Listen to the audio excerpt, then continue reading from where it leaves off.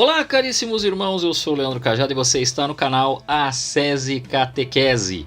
E hoje nós começamos aquele que é o maior sacramento de todos. Por quê? Porque não é só a ação da graça, mas a presença real de Nosso Senhor Jesus Cristo. Por isso que a Eucaristia é considerada o maior sacramento. É por isto, todos eles têm a ação da graça. No caso do batismo e da confirmação, o crisma que nós mencionamos, a graça santificante vem e se instala dentro de você e age de modo que possa santificar-nos. Mas aqui nós temos a ação real, plena de Nosso Senhor Jesus Cristo, não apenas na graça, mas presencialmente. É o grande milagre depois da encarnação de Nosso Senhor Jesus Cristo. Então, aqui para nós é importantíssimo que compreendamos esse sacramento. E se você tiver outras dúvidas, não apenas do sacramento da Eucaristia, mas saiba que serão 4 episódios sobre Eucaristia e Missa, porque é o maior sacramento e é dele, é a partir dele aqui que tudo ocorre, no meio da missa. O batismo ocorre na missa, crisma ocorre numa missa, ordem ocorre na missa, matrimônio também. Ah, mas o matrimônio pode ocorrer fora. Batismo também dá para fazer o rito fora. Mas todos eles estão ali juntos do templo. É onde está o Cristo Eucarístico. Então está sempre ali no templo, está sempre habitando ali. Todos esses sacramentos orbitam sobre o sacramento da Eucaristia. Então é importantíssimo que nós possamos dar algumas explicações. A gente vai mencionar um pouco sobre a missa, sobre como a gente faz para comungar bem, então algumas orientações muito práticas, e hoje é um pouco mais teórico, porque a gente vai explicar o que é, afinal de contas, a Eucaristia. Eucaristia é um sacramento que, pela admirável conversão de toda a substância do pão no corpo de Jesus Cristo e de toda a substância do vinho no seu precioso sangue, contém verdadeira, real e substancialmente o corpo, sangue e alma e divindade do mesmo Jesus Cristo, nosso Senhor, debaixo das espécies do pão e do vinho, para ser nosso alimento espiritual. Olha que definição maravilhosa o catecismo nos traz, Está na Eucaristia o mesmo Jesus Cristo que está no céu e que nasceu na terra da Santíssima Virgem? Sim, obviamente que sim. O mesmo Jesus que está no céu e que nasceu na terra, e que nasceu no ventre da Virgem Maria. Por que a gente acredita que ele está verdadeiramente? Bom, eu acredito que no sacramento está verdadeiramente presente Jesus Cristo, porque ele mesmo disse, e assim ensina a Santa Igreja. Ele disse em João capítulo 6. Ele também disse na Santa Ceia. E ele ainda obrigou os apóstolos a repetirem essas palavras, e para que continuasse no nome dele. Então ele afirmou isto, ele deixou claro isto. Qual é a matéria? Aqui muda um pouco, no batismo é o quê? Água. No crisma é o quê? O óleo do crisma. A confirmação é o óleo do crisma. E na Eucaristia, qual é a matéria? A matéria é o pão e o vinho, o pão de trigo e o vinho de uva. É muito, muito bonito isso, o pão de trigo e o vinho de uva. Propriamente é o vinho, não é só a uva. Realmente é o pão, não é o trigo, porque aí tem o trabalho humano. Depois que Deus fez o homem e a mulher, Deus nunca mais trabalhou sozinho. Ele sempre chamou um colaborador. Então o homem participa desse milagre por conta do seu trabalho, da sua dedicação. Fruto do trabalho humano se faz presente então esta ação de Jesus. Poderia ter sido outra coisa, poderia ter sido algo natural, mas não, ele quis algo que estava atrelado ao trabalho humano. É uma beleza isso, O pão de trigo e vinho de uva. E a forma, qual é a forma? A forma é aquela repetição das palavras de Cristo no Evangelho, que fala: isto é o meu corpo, este é o meu sangue. Nova e eterna aliança. É toda aquela frase que o padre repete em todas as missas, padre, bispo e o papa. Bom, e o que é a hóstia antes da consagração? Antes da consagração é pão de trigo, ok? E depois da consagração é o verdadeiro corpo de nosso Senhor Jesus Cristo debaixo da espécie de pão. E o que está no cálice? Vinho com algumas gotas de água. E depois da consagração, o verdadeiro sangue de nosso Senhor Jesus Cristo debaixo das espécies de vinho. Né? Isso precisa ser entendido. Algumas pessoas chegam e falam assim: mas Leandro, o padre nunca dá comunhão no vinho. Nós não poderíamos comungar no vinho? Sim. Mas veja, proceder só com o pão já é demasiadamente trabalhoso, visto que você serve às vezes centenas de pessoas na igreja. Imagina se fosse com vinho. Aí você pode dar a ideia: ah não, Leandro, mas poderia dar num copinho. Tá, mas o que você vai fazer com esse copinho depois? Ah, vou jogar fora. Não, você não pode jogar fora. Você não está tomando vinho. Você está tomando o nosso Senhor Jesus Cristo. Aí colocar, beleza, colocou no copinho. E você vai fazer o quê? Vai jogar fora? Não, ali tem partículas. E em cada partícula está inteiramente nosso Senhor Jesus Cristo. A gente vai chegar nisso, eu vou dar uma explicação aqui. Inteiramente nosso Senhor Jesus Cristo. Em cada gota separada do todo, né, que estava tudo no cálice, vai estar nosso Senhor Jesus Cristo. Em cada partícula, cada uma das hóstias, né? Ah, o que significa hóstia? Hóstia significa vítima, tá? Em cada uma das partículas, né, esteja na partícula maior que o padre utiliza, e ele utiliza a maior, não é porque ele é o padre, é para que você possa ver na hora da consagração, né, toda essa transformação. Ah, mas eu não vejo nada. Você não vai ver mesmo, é pela fé, meu amigo. Deus vem, você pela fé crê.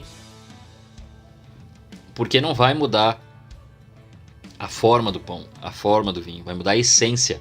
A substância dela deixa de ser pão e deixa de ser vinho. Tá? Então, algumas pessoas falam: ah, mas então certo não era comungar nas duas espécies, Leandro, ao invés então de uma só? Poderia se comungar nas duas espécies, mas se comunga em uma só. A grande maioria dos dias se comunga no pão. Mas você já viu o corpo sem sangue? Então, se você está recebendo o corpo, este corpo tem sangue. Entendeu?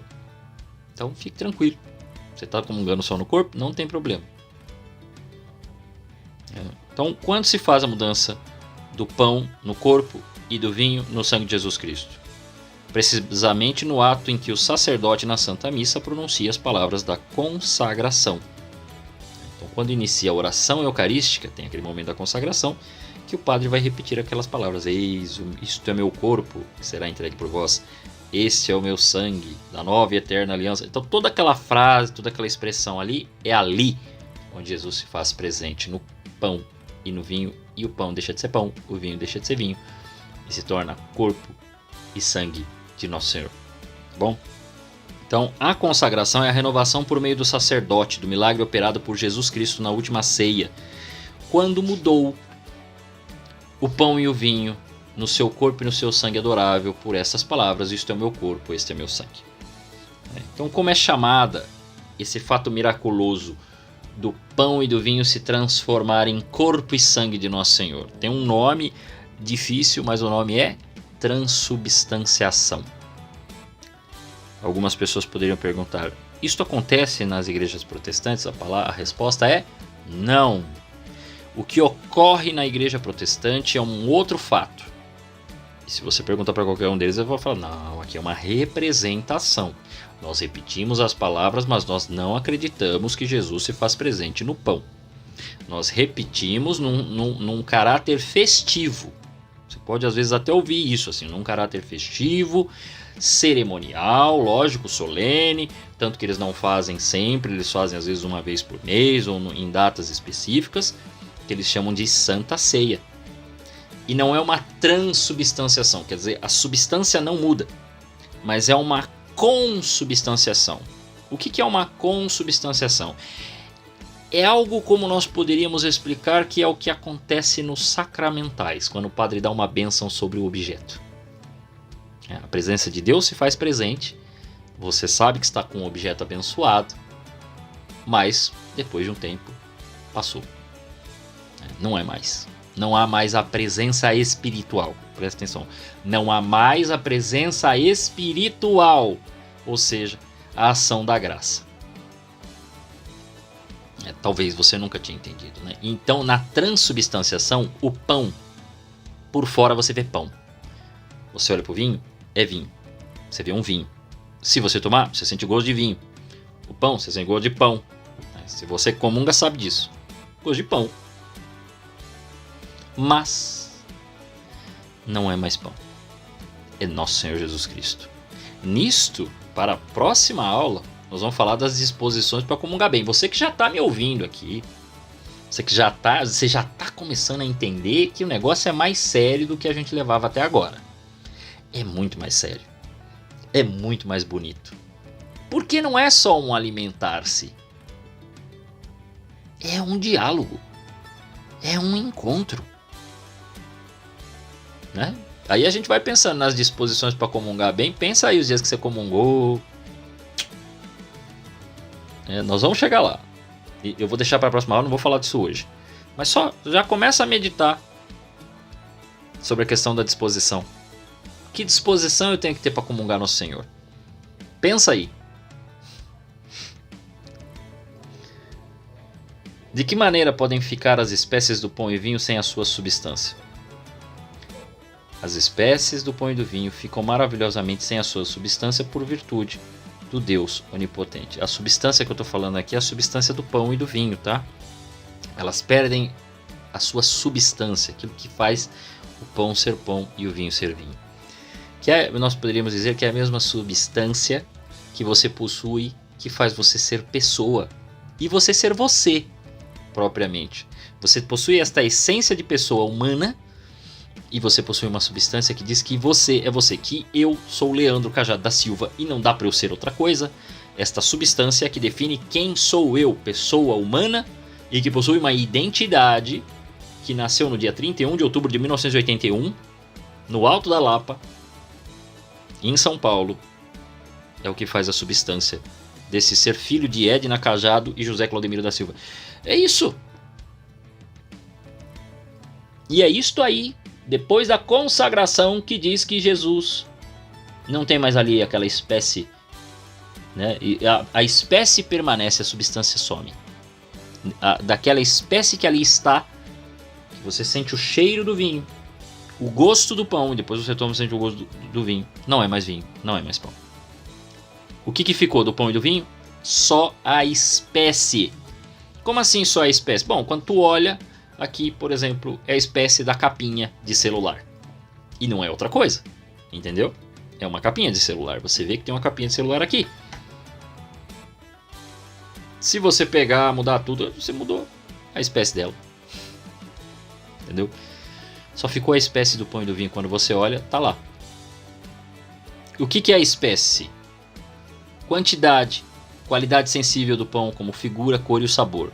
Então é aquilo que eu disse. Você sente o cheiro, o gosto, mas só isso fica. A parte exterior e sensível é a espécie. A parte interior. E quando eu falo sensível, ainda estou falando da parte química, tá? Porque a pessoa fala, não, mas se eu olhar no microscópio, se a gente fizer o teste, você vai ter lá os dados químicos do pão e do vinho. Pronto. Vai saber até da onde, de qual uva, né? Negócio de uva lá, o sommelier vai falar de onde veio. Isto é a espécie. Esta permanece, a substância, aquilo que faz ela ser ela, aquilo que faz o vinho ser vinho, aquilo que faz o pão ser pão, já não tem mais. Debaixo das espécies de pão e do vinho, do pão, está só o corpo de Jesus Cristo, e debaixo das espécies de vinho está só o seu sangue? Tanto debaixo da espécie de pão, como debaixo da espécie de vinho está Jesus Cristo vivo e todo inteiro. Veja, no vinho também, todo inteiro, no seu corpo, sangue, alma e divindade. Ué, por que não tá? Então no vinho não tá o corpo inteiro e no pão também é. Por quê? Ué.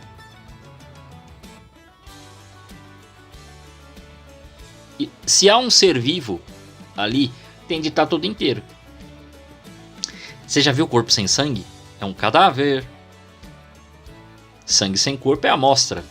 Não é a amostra que você está tomando, meu filho. É Jesus inteiro. Então, algumas pessoas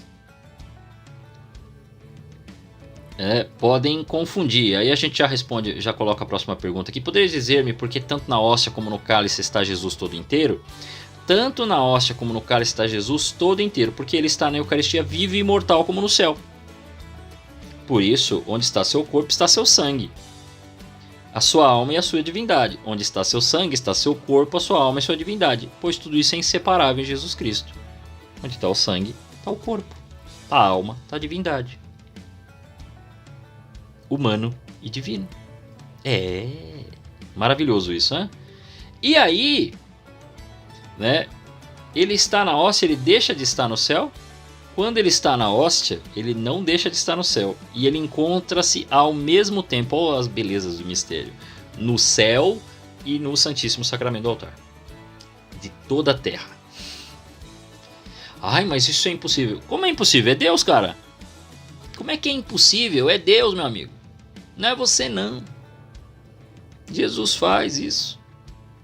A presença dele permanece no céu, diante de todos os santos, junto com o Pai e com o Espírito Santo, permanece na Eucaristia, em todos os sacrários do mundo, que são adorados e glorificados e recebidos pelos cristãos no mundo todo. Então, ele está presente em todas as hóstias consagradas? Sim, em todas as hóstias consagradas do mundo. Por efeito da onipotência de Deus. Você não tinha pensado na onipotência dele, que ele pode estar presente em qualquer lugar. Para Deus nada é impossível. Então ele está presente sim na Eucaristia, em todas as Eucaristias e hóstias do mundo todo. Na partícula ele está todo inteiro. Em cada partícula, em cada gota se separada lá do cálice, ela estará toda inteira. Porque algumas pessoas ficam pensando, né, que vamos pensar, pensa a âmbula com várias Eucaristias. Aí a pessoa imagina assim, cada uma Eucaristia ali inteirinha, né, toda ali bonitinha, que a pessoa recebe. Como é que ela pensa? Ela pensa que em cada uma delas que estão ali na âmbula, né, está um Jesusinho. Mas não é isso, meu amigo. Isso aí é a essência divina que habita. Porque quando você pensa um Jesusinho ali em cada uma das Eucaristias, você está pensando dividir Deus. Não, Deus não se divide, é indivisível. Como a sua onipotência faz-se presente em toda a essência divina, se faz presente ali, tá bom? E aí o Cristo crucificado, ressuscitado, agora num sacrifício não cruel, mas não incruento, se repete, se renova para a salvação dos homens. Pronto. Então ele fica todo inteiro. Ah, mas se eu pegar uma Eucaristia e dividi-la, então ele ficará todo inteiro nesta parte e nesta parte. Tá bom? Se eu dividir em 4 partes, estará nesta parte, nessa parte, nessa parte. Vocês entenderam? É por isto. Você já deve ter visto que na maioria das igrejas, hoje em dia, quando o padre está dando a Eucaristia, fica uma pessoa com uma patena. Para quê? Porque pode cair uma partícula pequenininha. Só que nesta partícula pequenininha estará Jesus todo inteiro. Corpo, sangue, água e divindade. Então não pode cair no chão. Agora você entendeu porque não pode pôr em copinho o vinho. Porque fica muito mais difícil de você não ter perda, de você não ter sacrilégio ali. Por isso que o padre vai evitar. E quando der o vinho, na grande maioria das vezes, a não ser que a pessoa tenha aquele problema de saúde, né, que não pode, com a questão do glúten, aí ela não pode receber o pão. Mas aí existem formas cujo qual a pessoa vai tomar no cálice mesmo. Mas não é a grande maioria. Você vai ter uma igreja lá com 500 pessoas, uma pessoa tem adquire esse problema, né? E aí por causa disso ela só pode comungar no vinho. Então, mas é um caso à parte, é uma exceção. E aí por causa do glúten não pode receber, ok, então essa pessoa só pode receber no vinho. Ela vai comungar com o padre no cálice, né? Vai tomar um gole, é isso. Por que motivo se conserva nas igrejas a Eucaristia? Para que seja adorada pelos fiéis e levada aos enfermos quando necessário. E deve-se adorar a Eucaristia? Claro que sim. Porque ela contém verdadeiramente, real e substancialmente o mesmo Jesus Cristo nosso Senhor, aquele que andou nesta terra, que nasceu da Virgem Maria, padeceu, foi morto, sepultado, ressuscitou dos mortos, subiu aos céus e está sentado à direita do Pai Todo-Poderoso, e que vai julgar os vivos e os mortos. É esse Jesus aí, esse aí que você crê, esse aí que você leu na Sagrada Escritura. Esse é o Jesus Todo-Poderoso, sim. Então, quando é que ele instituiu o sacramento? Na noite que precedeu sua paixão, que ele celebrou com os discípulos a última ceia. Por que ele instituiu a Santíssima Eucaristia? 3 razões. Para ser o sacrifício da nova lei, substituindo todos os outros sacrifícios que existiam de animais e tudo mais. Segundo, para ser alimento da nossa alma. Então esse é o segundo motivo. Terceiro, para ser o memorial perpétuo da sua paixão e morte. Um penhor precioso do seu amor para conosco e da vida eterna. E por que ele instituiu debaixo das espécies do pão e do vinho? Porque a Eucaristia deveria ser nosso alimento espiritual e era conveniente que fosse dado em forma de bebida e comida. E que efeito produz em nós a Santíssima Eucaristia? Os principais efeitos: conserva e aumenta a vida da alma, que é a graça, assim como o alimento material sustenta e aumenta a vida do corpo. Esse é o alimento da alma. Ai, Leandro, mas eu não posso comungar, estou em pecado gravíssimo. Então faça a comunhão espiritual. Ai, Leandro, eu não posso comungar, eu vou ser batizado agora, aí que eu vou receber a primeira comunhão. Eu não recebi a primeira comunhão, eu só fui batizado e vou receber o crisma. Então faça a comunhão espiritual, não vá para a fila, porque aí tu pode comungar a própria condenação, não faça isso. Mas comungue espiritualmente, tem orações próprias para isso. Santo Afonso Maria de Ligório, procure aí, você vai achar. Segundo, perdoa os pecados veniais e preserva dos mortais. Quer dizer, ele vai te perdoar dos pecados veniais, depois que você reza o Cordeiro, tá? Quando rezar e cantar o Cordeiro, eu vou adiantar aqui, porque eu vou ter que depois repetir de novo, eu vou ser chato com isso. Quando rezar o Cordeiro, reza o Cordeiro, não dá paz de Cristo por mão não, tá? Paz de Cristo você dá antes. Ah, mas não deu tempo, então não dá. Então reza o Cordeiro, tá bom?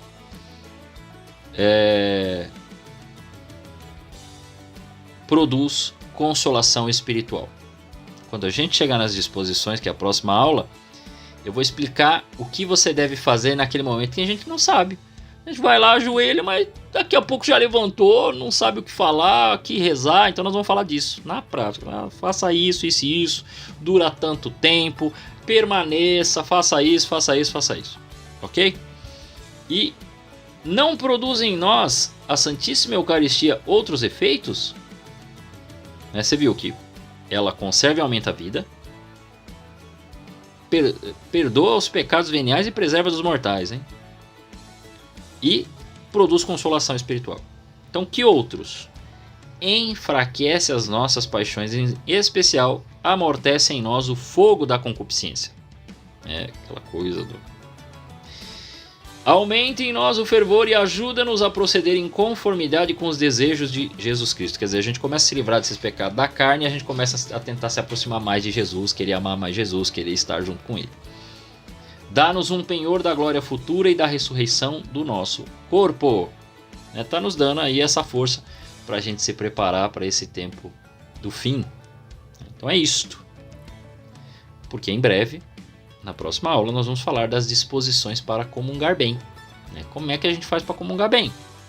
Será que eu posso? Já falei agora há pouco sobre pecado mortal. Eu posso ir para a fila? É um problema. Então é disto que nós vamos falar na próxima aula. Eu espero que você nos acompanhe. Dúvidas, coloque aqui nos comentários, eu vou ler. E se está tudo bem, então ok.